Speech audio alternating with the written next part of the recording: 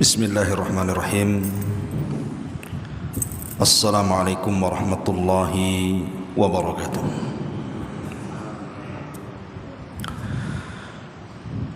Alhamdulillah. Alhamdulillahi rabbil alamin. Wa bihi nasta'in wa ala umurid dunya waddin.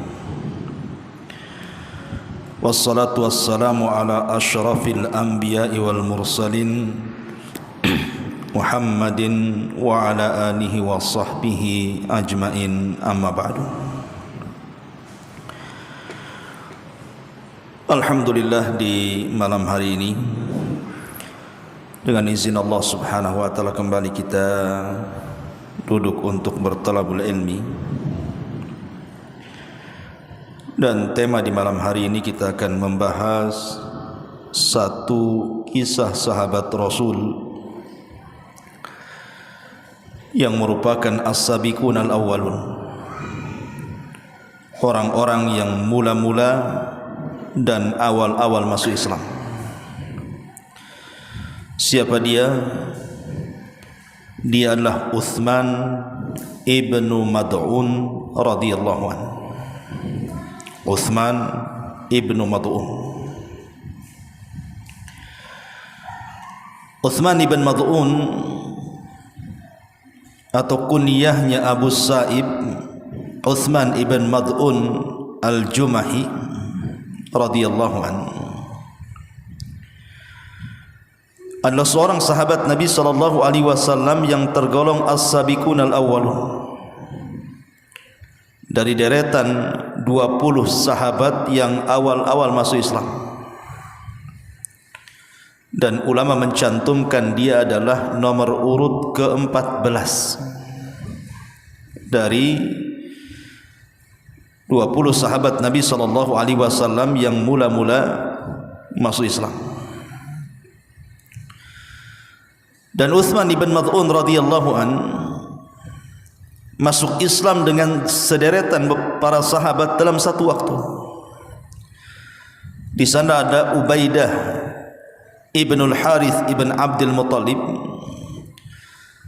kemudian Abdurrahman ibn Auf, kemudian Abu Salamah ibn Abdul Asad, kemudian Abu Ubaidah ibnul Jarrah, kemudian Uthman ibn Mad'un.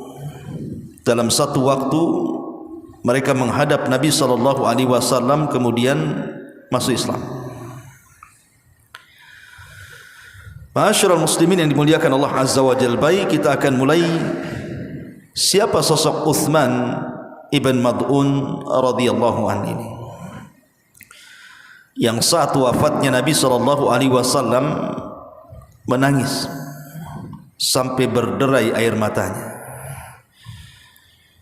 dan memuji Uthman ibn Mad'un dengan mengatakan dia adalah sahabat yang tidak pernah mengambil keuntungan dari dunia dan dunia pun tidak pernah dirugikan dari kepergiannya.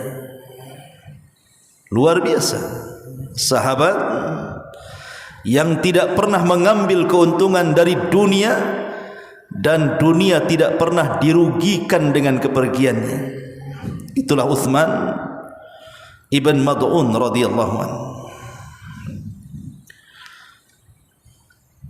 Ketika Nabi sallallahu alaihi wasallam di permulaan dakwah beliau di tahun 613 atau sebelumnya 610,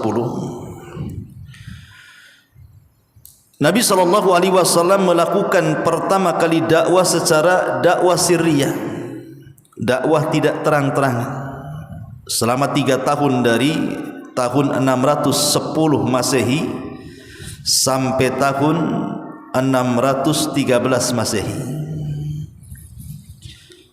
Karena waktu itu memang Nabi sallallahu alaihi wasallam baru saja mendapatkan mandat wahyu dari Allah azza wa jalla dan diangkat menjadi nabi dan rasul. Artinya belum ada kekuatan, belum ada pengikut. Makanya Rasul kemudian berdakwah dengan cara sirriyah, dengan cara dari teman ke teman, dari rumah ke rumah, atau bahasa lainnya door to door. Lah di antara sahabat Nabi sallallahu alaihi wasallam yang terkena dakwah sirriyah adalah Utsman ibn Mad'un. Jadi ketika Nabi sallallahu alaihi wasallam berdakwah sembunyi-sembunyi inilah sahabat-sahabat dari deretan para sahabat Nabi sallallahu alaihi wasallam yang masuk Islam di permulaan dakwah. Karena kan dakwah sirriyah kan awal-awal dakwah tu. Maka Utsman ibn Mad'un inilah satu di antara deretan para sahabat yang masuk Islam di permulaan dakwah Nabi sallallahu alaihi wasallam. Makanya kita katakan dia adalah as-sabiqunal awwalun. Yang Allah Subhanahu wa taala firmankan dalam Al-Qur'an, was-sabiqunal awwalun minal muhajirin wal ansar walladzina ittaba'uuhum bi ihsan radhiyallahu anhum wa radu'an. Dan orang-orang yang awal-awal lagi mula-mula dari kalangan muhajirin dan ansar dan orang-orang yang mengikuti mereka dengan baik, Allah redha kepada mereka dan mereka pun redha kepada Allah. Makanya Allah siapkan kepada mereka sorga-sorga yang mengalir di bawahnya sungai-sungai dan mereka kekal di dalamnya, dan itulah keberuntungan yang sangat besar. Ma'asyiral muslimin yang dimuliakan Allah Subhanahu wa taala, setelah Utsman ibn Mad'un radhiyallahu an masuk ke dalam Islam, maka nasibnya sama dengan sahabat-sahabat yang lainnya, tidak lepas daripada rongrongan dari orang-orang Quraisy. Jadi orang-orang Quraisy itu marah dengan sebagian para sahabat yang mereka masuk ke dalam Islam, salah satunya Utsman ibn Mad'un. Karena di awal-awal masuk Islam ini para sahabat Nabi sallallahu alaihi wasallam banyak yang disakiti, ditekan dan diintimidasi. Contoh saja Utsman ibn Affan radhiyallahu an. Itu sampai diikat tangannya di belakang. Kemudian digulung dengan tikar. Kemudian digantung kakinya di atas, kepalanya di bawah. Kemudian dibakarkan perapian supaya asapnya terkena wajahnya. Tapi Utsman tetap di atas agama Islam dan tidak bergeming dengan keislamannya. Ataupun contoh Suhaib Ar-Rumi. Suhaib Ar-Rumi dipukul dada dan tengkuknya sampai hilang akalnya, hilang ingatannya. Tapi kemudian Allah Subhanahu wa taala kembalikan ingatannya setelah lama. Atau contoh Mus'ab ibn Umair yang dipenjarakan keluarganya gara-gara masuk ke agama Nabi sallallahu alaihi wasallam. Setelah kemudian dia lepas dari penjara keluarga, maka dia diputus oleh keluarganya, tidak boleh menerima sepeser pun uang dari kekayaan keluarganya. Disuruh cari uang sendiri. Apalagi kalau kita cerita para budak kan, seperti Bilal ibn Rabah bagaimana disiksa habis-habisan oleh Umayyah bin Khalaf. Kemudian Khabbab ibn Arat yang disundut dengan besi panas. Ataupun keluarga Ammar ibn Yasir yang dibantai oleh Abu Jahal. Sampai Sumayyah mati syahid dan juga suaminya, kecuali Ammar. Itu pun tidak tahan, hampir murtad. Lah salah satu yang mendapatkan penyiksaan adalah siapa? Utsman ibn Mad'un. Utsman ibn Mad'un ini juga tidak lepas daripada siksaan orang-orang Quraisy. Makanya karena dia tidak tahan, dia kemudian melakukan hijrah pertama kali dengan rombongan Utsman ibn Affan. Ke mana? Ke Ethiopia, Habasyah. Kenapa Nabi sallallahu alaihi wasallam menyuruh mereka hijrah? Dan Nabi sallallahu alaihi wasallam juga tidak berangkat hijrah ke Habasyah. Karena posisi Nabi sallallahu alaihi wasallam kali itu masih kuat, dilindungi oleh kabilahnya. Sehingga orang-orang musyrik tidak berani menyentuh Nabi. Karena di belakang Rasul ada kabilah Bani Hashim dan Bani Muttalib. Sehingga Rasul tidak disentuh. Tapi orang-orang lemah seperti Bilal ibn Rabah, Khabbab ibn Arad, keluarga Ammar ibn Yasir, termasuk Uthman ibn Mad'un dan yang lainnya. Mereka tidak bisa mempertahankan keimanan mereka di kota Mekah karena sengitnya permusuhan orang-orang Quraisy kepada kaum muslimin. Makanya kemudian mereka ingin hijrah keluar dari Mekah supaya mereka bisa beribadah kepada Allah Azza wa Jalla. Lah dari situ Nabi SAW memberikan rekomendasi, kalau kalian ingin hijrah, hijrahlah ke negeri Habasyah. Di sana ada seorang raja yang sangat adil, tidak pernah menzalimi siapapun daripada rakyatnya. Dialah Najasyi, atau dikenal namanya Ashamah ibn Afjur. Pergilah kalian ke sana. Maka berangkatlah rombongan pertama, sekitar 12 orang, ada yang mengatakan 15 orang, dipimpin oleh Utsman ibn Affan, berangkat ke Habasyah. Inilah hijrah pertama dalam Islam. Tahun 615 Masehi. Ma'asyiral muslimin yang dimuliakan Allah Azza wa Jalla, 1 tahun setelahnya, setelah mereka berada di bumi Habasyah, datang berita khok, berita buruk, bahwa banyak tokoh-tokoh Quraisy setahun setelahnya masuk Islam. Ketika itu turun surah An-Najm, di mana kemudian banyak, ketika turun surah An-Najm ini, sebagian atau secara hampir sebagian besar orang-orang Quraisy itu sujud. Disangka mereka masuk ke agama Nabi SAW. Disebarlah hoax bahwa orang-orang Quraisy itu sudah banyak masuk Islam. Sampailah berita ini ke Habasyah. Maka tentu mereka senang. Baru ditinggal 1 tahun, ternyata orang-orang Quraisy sudah banyak masuk Islam. Padahal ini berita hoax. Akhirnya kemudian orang-orang yang sudah di Habasyah setahun itu, mereka balik. Rupanya sampai di Mekah tidak ada orang yang masuk Islam. Itu hanya kabar burung saja, berita hoax saja. Yang ada kemudian sengaja mereka membuat berita seperti itu untuk memancing orang-orang Habasyah pulang untuk ditangkap dan disiksa kembali. Sehingga Uthman ibn Mad'un harus mencari perlindungan. Dan di antara adat istiadat orang Arab adalah supaya mereka aman dari kabilah-kabilah Arab, maka mereka harus menyandar kepada orang yang kuat untuk melindungi mereka supaya tidak diganggu. Lah Uthman ibn Mad'un akhirnya mencari sepupunya namanya Al-Walid ibn Mughirah. Dan Al-Walid ibn Mughirah ini tokoh besar dari tokoh-tokoh Quraisy, ayahanda daripada Khalid ibn Walid. Jadi Uthman bin Mad'un minta bantuan sama dia, tolong lindungi saya di sini. Sebab kalau tidak lindungi, orang-orang Quraisy bisa saja menyakiti dia.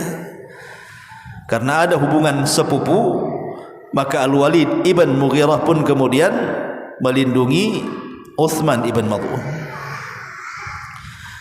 Ketika sudah mendapatkan perlindungan daripada Al-Walid ibn Mughirah, otomatis tidak ada orang Quraisy menyentuh Uthman ibn Mad'un kan, karena sudah ada perlindungan orang kuat.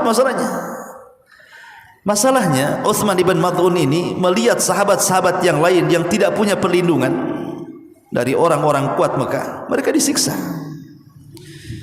Mereka disiksa kembali layaknya di permulaan dakwah Nabi SAW. Dari situ dia mencabut perlindungan dari Al-Walid ibn Mughirah dan ingin bergabung dengan kaum muslimin dan hanya ingin menyandarkan perlindungan kepada Allah Subhanahu wa taala. Al-Walid sempat mengatakan, jangan kau cabut perlindunganku kepadamu, engkau akan masalah. Tapi Uthman ibn Mad'un mengatakan, tidak ada masalah, aku serahkan perlindunganku kepada Allah Azza wa Jalla. Maka Al-Walid pun mengumumkan bahwa dia sudah tidak melindungi siapa? Uthman ibn Mad'un. Ketika orang-orang tahu bahwa Uthman ibn Mad'un ini tidak punya perlindungan dari Al-Walid ibn Mughirah, mulai datang gangguan kepada dia. Satu hari ada seorang penyair namanya Al-Walid ibn Rabi'ah. Walid ibn Rabi'ah ini, atau Labid ibn Rabi'ah ini, seorang penyair kondang kala itu, berada di majelis Quraisy. sedang melantunkan bait-bait syair. Karena orang-orang Quraisy zaman itu suka menampilkan syair-syair, ditonton banyak orang. Tampillah Labid ibn Rabi'ah ini bersyair, berkumandang. Kemudian salah satu ucapannya adalah ala kullu syai'in ma khalallahu batil. Ingatlah segala sesuatu selain Allah Subhanahu wa taala adalah kebatilan. Lah ketika sang syair ini mengatakan seperti itu, Uthman ibn Mad'un itu ada di situ. Apa kata dia? Sodakta, kau benar katanya. Masalahnya kemudian bait syair yang setelahnya dia mengatakan wa kullu na'imin la mahalata zailun, dan setiap kenikmatan, maksudnya di sorga, pasti akan hilang. Maka Uthman ibn Mad'un langsung mengatakan kadzabta, dusta kamu katanya. Ketika dia mengatakan kadzabta, Labid ibn Rabi'ah ini terhenti dari melantunkan syair dan mengatakan demi Allah sepanjang aku menjadi pujangga katanya, melantunkan syair, tidak ada orang berani memotong syairku kecuali kamu katanya. Akhirnya dia mengatakan, mengompori yang lainnya, bahwa orang ini orang gak beres nih. Tiba-tiba seorang laki-laki mengatakan inna hadha safihun faraqa dinana fala tajidanna fi nafsika min qawlihi. Wahai Labid ibn Rabi'ah, kamu tahu enggak siapa yang memotong syairmu itu? Maksudnya Uthman ibn Mad'un itu. Dia adalah orang bodoh, safi, faraqa dinana, dia yang sudah meninggalkan agama kami. Dari situ kemudian tiba-tiba ada seorang laki-laki datang menghantam, mengeroyok siapa? Uthman ibn Mad'un, dan menonjok pas di mata sebelah kanannya sampai bengkak. Sampai ketika terjadi perkelahian itu, datanglah Al-Walid ibn Mughirah dan mengatakan, ya Uthman, bukankah sudah kukatakan jangan kau cabut perlindunganku? Nah ini jadinya kayak gini nih, kau ditonjok orang jadinya. Balik lagi lah kau kepada aku akan umumkan kepada orang-orang Quraisy biar engkau tidak diganggu dan engkau berada dalam lindunganku, biar engkau tidak bermasalah. Kata Uthman ibn Mad'un, sesungguhnya ketika mereka menonjok mataku, ini yang kuinginkan katanya. Ini yang kuinginkan. Kalau bisa yang satunya ditonjok lagi, karena yang satu ini mata suka berkhianat katanya. Ada orang sahabat kayak gini coba. Kalau bisa satunya lagi ditonjok gitu. Karena mata yang satu ini takut berkhianat katanya. Ma'asyiral muslimin yang dimuliakan Allah Subhanahu wa taala, seperti itulah Uthman ibn Mad'un radhiyallahu anhu. Dia membela Islam di hadapan halayak ramai. Ma'asyiral muslimin yang dimuliakan Allah Azza wa Jalla. Jadi ketika kemudian mereka balik dari hijrah pertama, kemudian terjadi kembali semacam penyiksaan dari orang-orang Quraisy, akhirnya mereka kembali lagi ke Habasyah untuk kedua kalinya. Itulah hijrah kedua ke Habasyah, dengan membawa para sahabat Nabi SAW yang jauh lebih banyak lagi, dipimpin oleh Ja'far ibn Abi Talib pada tahun 616 Masehi. Berangkat rombongan kedua ke Habasyah. Ya. Ma'asyiral muslimin yang dimuliakan Allah Subhanahu wa taala, lah ketika kemudian berlangsung hijrah mereka, liku-liku hijrah kan, para sahabat yang hijrah ke Habasyah kan macam-macam ya. Liku-liku perjuangan dan kehidupan mereka itu. Ya ada yang enak, ada yang tidak enak, biasa namanya orang hijrah di perantauan kan. Seperti yang terjadi kepada Ramlah Ummu Habibah. Ketika berada di Habasyah, suaminya murtad, masuk Nasrani. Karena negeri Habasyah kan negeri Nasrani. Tertarik dengan Nasrani, Ummu Habibah ini suaminya masuk ke Kristen. Akhirnya dia menjadi janda. Kemudian Nabi SAW mengutus Amir al-Dhamri untuk meminang Ummu Habibah menjadi istri Nabi SAW. Jadi hidup di negeri orang-orang yang berbeda akidah ini kadang-kadang membahayakan. Maka kenapa para ulama melarang kita bepergian ke negeri kafir kalau tidak ada kebutuhan yang mendesak? Karena bisa saja negeri kafir itu menyuguhkan kepada kita syubhat dan syahwat. Makanya boleh kita masuk ke negeri-negeri kafir itu dengan aturan yang ketat dalam Islam itu. Bukan hanya sekedar jalan-jalan, bukan hanya sekedar itu. Tapi dalam Islam itu ada aturan-aturan. Ya, contohnya di sini, sahabat Nabi SAW saja bisa masuk ke Nasrani. Padahal Ummu Habibah dan suaminya itu sudah lelah letih loh hijrah loh, menghindari gangguan-gangguan Quraisy. Ketika sampai di Habasyah, murtad pula dia masuk Nasrani. Begitulah liku-liku orang-orang hijrah di zaman itu. Tidak ada gangguan dari Mekah, gangguan pula dari yang lain. Nah, ketika pensyariatan hijrah ke Madinah pada tahun 622 Masehi, maka diberlakukan hijrah ke kota Madinah. Maka semua para sahabat yang ada di Mekah ataupun yang ada di Habasyah disuruh bergabung, kemudian menyatu di kota Madinah. Lah dari sini ma'asyiral muslimin yang dimuliakan Allah Azza wa Jalla, tampaklah bagaimana kepribadian Uthman ibn Mad'un ketika di kota Madinah. Disebutkan di antara manakibnya adalah Uthman ibn Mad'un ini adalah orang yang menghabiskan waktu-waktunya untuk melakukan qiyamul lail dan siyamun nahar. Setiap malam salat malam, setiap malam puasa sunnah, dan setiap hari membaca Quran. Sampai satu hari istri daripada Uthman ibn Mad'un ini bertandang ke rumah istri-istri Nabi SAW. Dalam riwayat ke rumah Aisyah radhiyallahu anha. Kata Aisyah radhiyallahu anha kepada istrinya Uthman ibn Mad'un ini, "Kenapa penampilanmu seperti ini? Kenapa penampilanmu seperti orang susah? Bukankah suamimu orang berduit? Harusnya kan pakaianmu itu yang layaklah dipakai. Ini pakaian enggak layak ini." Sifat perempuan itu harus berdandan untuk suaminya. Maka istrinya mengatakan kepada Aisyah radhiyallahu anha, "Bagaimana aku harus dandan sementara suamiku tidak berhajat kepada aku? Kalau malam solat malam, kalau siang puasa sunnah, kapan dia menyentuhku?" Akhirnya kemudian sampailah berita ini kepada Nabi SAW. Maka Nabi SAW menasihati kepada Uthman ibn Mad'un bahwa Allah itu punya hak, tapi keluarga kamu juga punya hak, gitu ya. Jangan kau habiskan hak Allah dengan qiyamul lail setiap malam ataupun dengan puasa sunnah setiap hari, tapi luangkan waktu untuk keluargamu.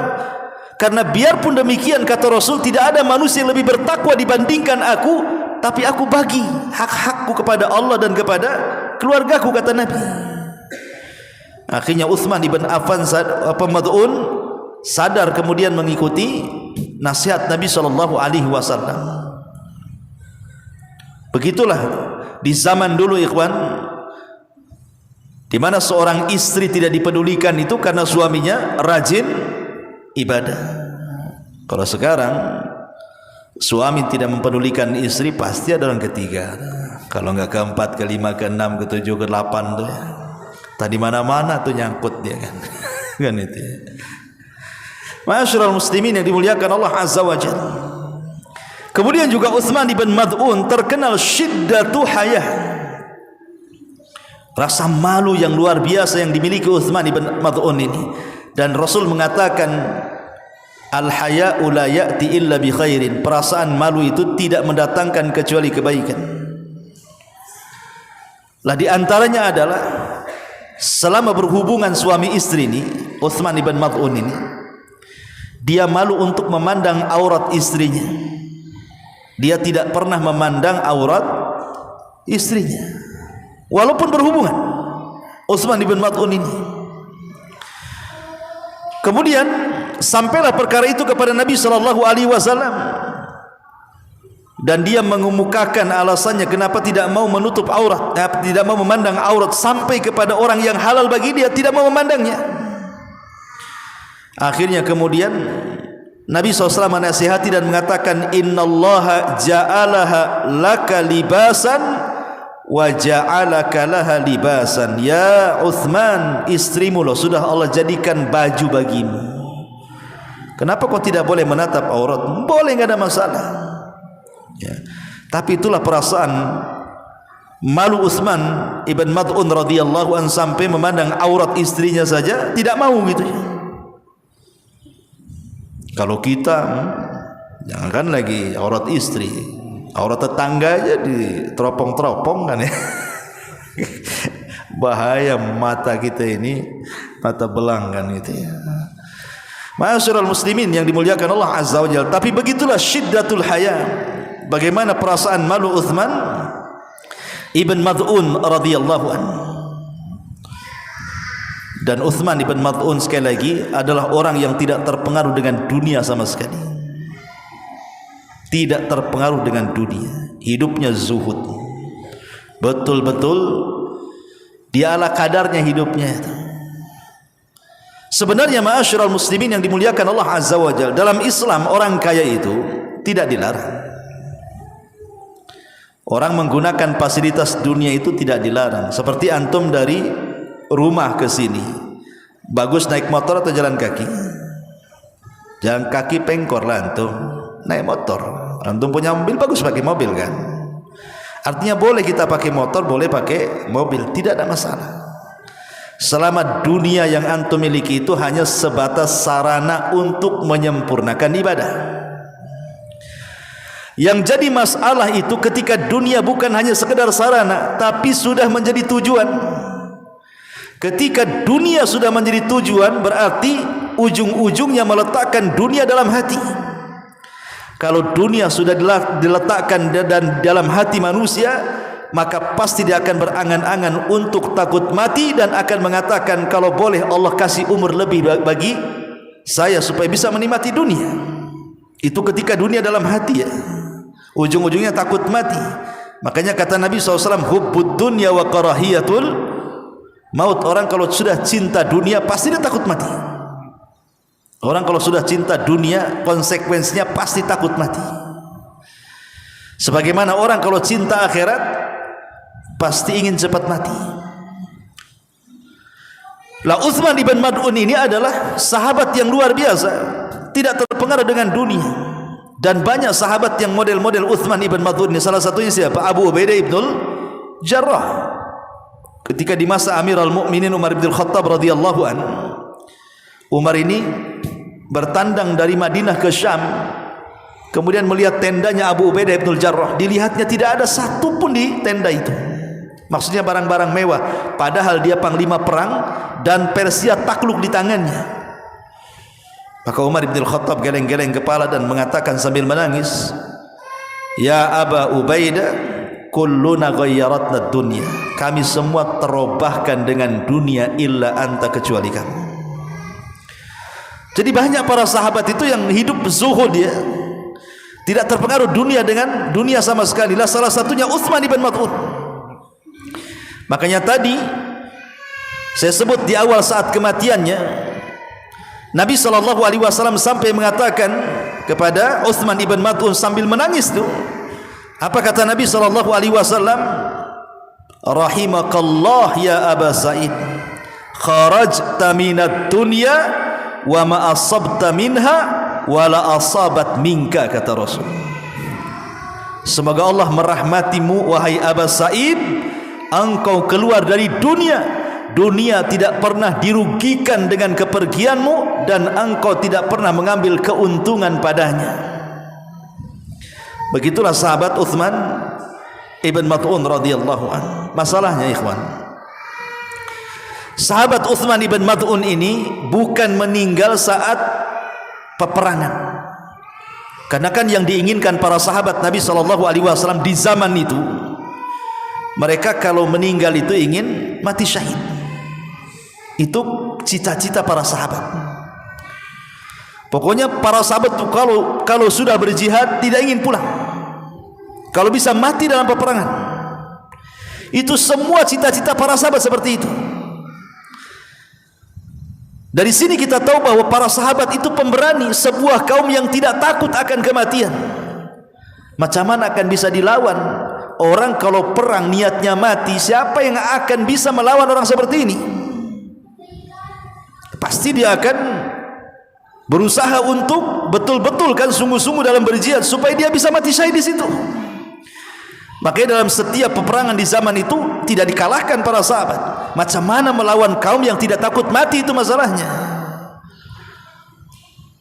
Lah Utsman ibn Mad'un ini Allah takdirkan dia ikut terlibat perang Badar. Ya, memang terlibat dalam perang Badar. Tapi dia tidak terbunuh di perang Badar alias syahid, tidak.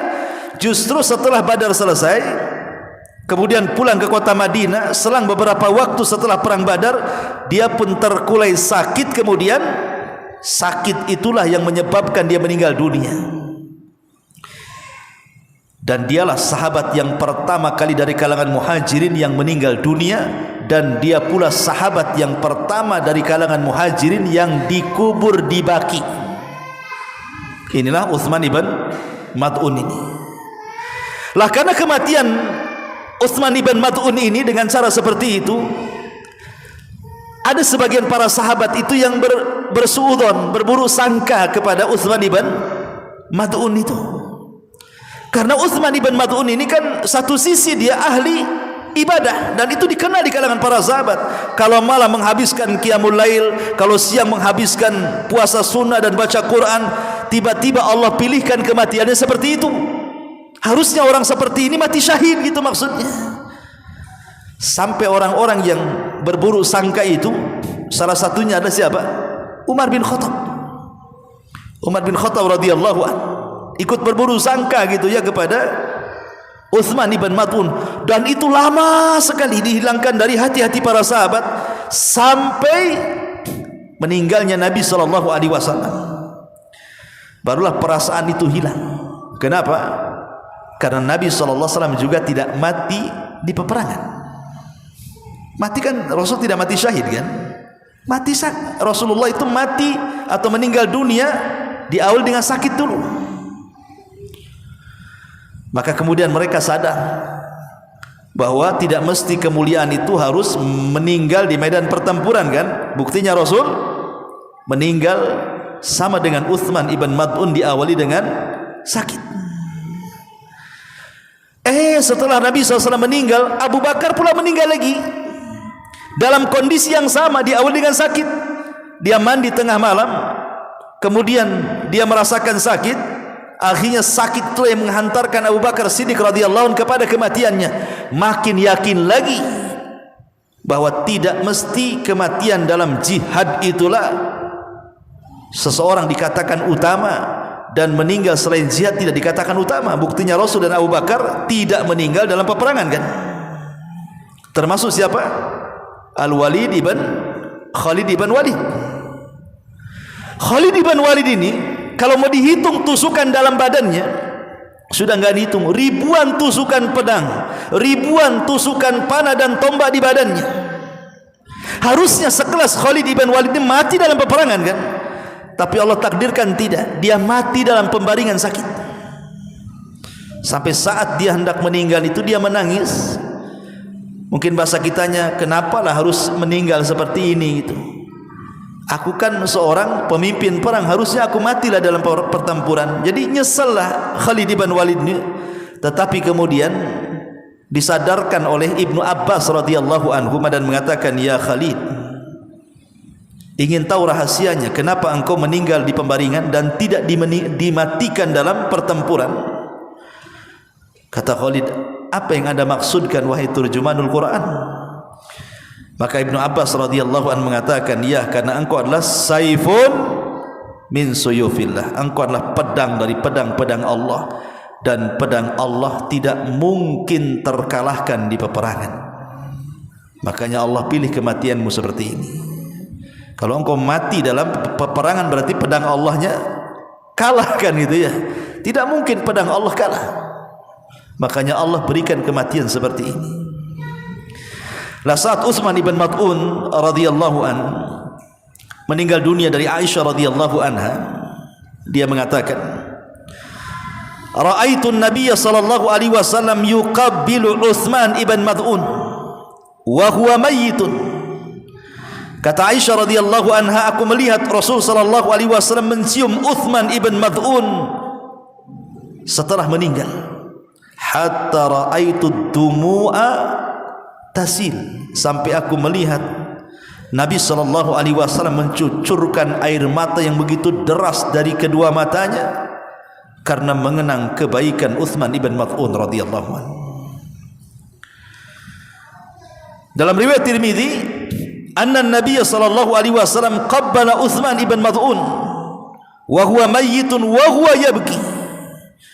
Bahwa Nabi sallallahu alaihi wasallam mencium kening Utsman ibn Mad'un dan dia sudah meninggal, seraya menangis Nabi sallallahu alaihi wasallam.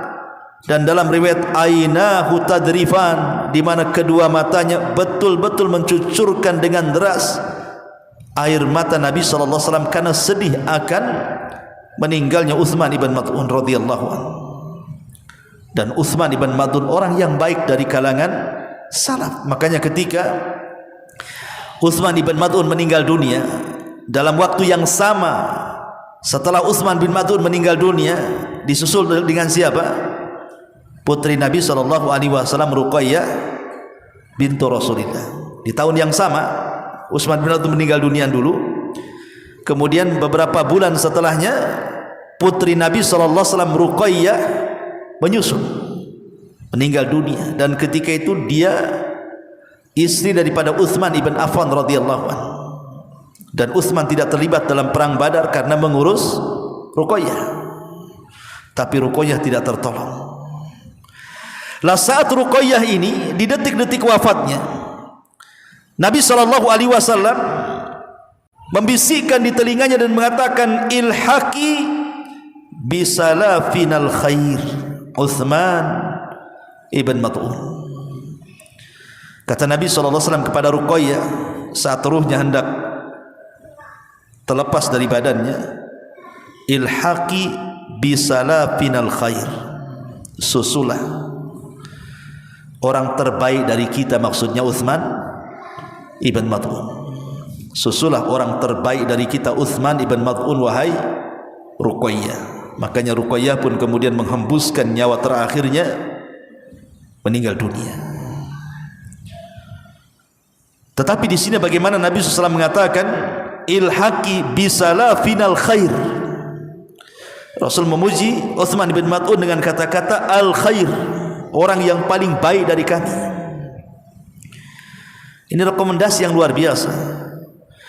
Utsman bin Mad'un radhiyallahu anhu meninggal di kota Madinah, dan dia orang yang pertama kali berhijrah, orang yang pertama kali wafat dari kalangan muhajirin di Madinah, dan orang yang pertama kali dikebumikan di kuburan Baqi al-Gharqad radhiyallahu anhu wa radu'an. Semoga Allah subhanahu wa ta'ala meridhai Utsman ibn Mad'un radhiyallahu anhu. Inilah di antara kisah daripada Utsman ibn Mad'un. Lalu apa yang kita bisa petik pelajaran daripada kisah Utsman ibn Mad'un ini? Pertama, kita diajarkan untuk kesederhanaan dalam ibadah. Ketika Utsman ibn Mad'un menghabiskan hari-harinya untuk beribadah kepada Allah, malamnya qiyamul lail tidak berhenti, kemudian siangnya dihabiskan untuk puasa sunnah, sehingga dia kurang perhatian dengan keluarganya, Rasul menasihati, bukan seperti itu cara beribadah. Masalahnya Allah itu tidak akan pernah bosan dengan ibadah kita. Terkadang kita yang bosan dengan ibadah kita kepada Allah. Allah enggak akan pernah bosan dengan kita. Kita yang bosan nantinya. Makanya itu yang dialami oleh siapa? Abdullah ibn Amr ibn As. Abdullah ibn Amr ibn As ketika dinasihati Nabi SAW, dia kan sama juga tuh, tiap hari puasa sunnah, tiap hari qiyamul lail, tiap hari baca Quran, dan menghatamkan lagi, tiap hari menghatamkan Quran. Oleh Rasul dikasih alternatif, kalau bisa hatamkan Quran sebulan sekali katanya. Kalau bisa puasamu puasa 3 hari dalam sebulan, atau kalau tidak bisa ingin lebih maka puasalah Senin Kamis, atau ingin lebih puasa Daud, dan jangan ditambah lagi di sini kata Rasul. Tapi Amr ibn As kemudian karena merasa mampu, dia memilih ibadah yang paling ketat yang diberikan Nabi SAW. Seperti puasa, dia tidak mau mengambil Ayyamul Bid, dia ambil puasa Daud. Ya. Kemudian dia menghatamkan Quran 10 sekali, 10 hari sekali, dan begitu seterusnya. Ketika dia masa senja sudah tua, Abdullah ibn Amr bin As ini sudah senja, sudah tua, tenaganya tidak seperti muda lagi, barulah dia agak kerepotan untuk melakukan ibadah-ibadah dengan cara istiqomah yang biasa dilakukan dari muda. Kenapa? Karena terlampau banyak yang harus dilakukan.